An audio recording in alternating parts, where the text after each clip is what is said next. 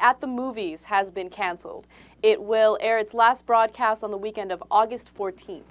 Elbow from the sky. No, but this is a very interesting story. You know why? Because Roger Ebert was talking about the reason why it's canceled, and he says, look, it's the old way of doing movie reviews, it's outdated, and I'm going to shift gears to new media.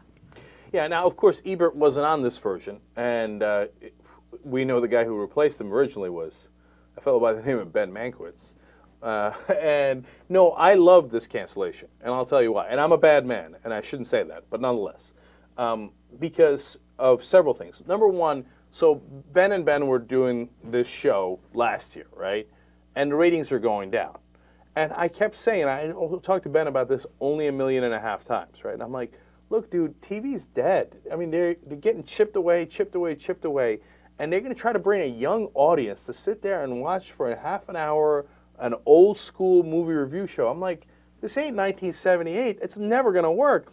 And I'm saying that to him while he's doing it, right? I'm like, I feel bad, but look, that's the situation. I'm like, it's a tough battle. So then they get rid of Ben and Ben, and then they bring in these two new guys, A.O. Scott, etc. Good critics, New York Times, etc. Nothing wrong with them. Don't get me wrong. But the second reason I'm happy, first reason I'm happy about it is it obviously wasn't Ben, right? It's just that the format is clearly outdated and not working. That's exactly what Roger Ebert says. And number two, I feel a little vindicated.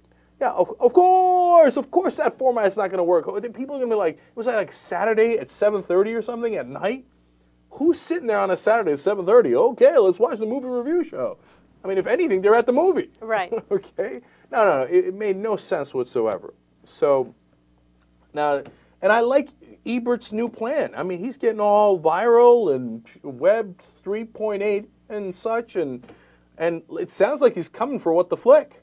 Right. He's coming for us. That's true. It does sound like that. And look, the reason why the internet works and new media works is because the person who's watching the show is in control. Okay? You're right. No one is going to stay home at a Saturday night at 7 p.m. Right now, the younger generation likes the fact that they can go on Hulu or they can go on YouTube and they can watch whatever they want to watch. So if this new movie review show is edgy and it's targeted toward a young audience, I think that it can go viral and I think it can succeed.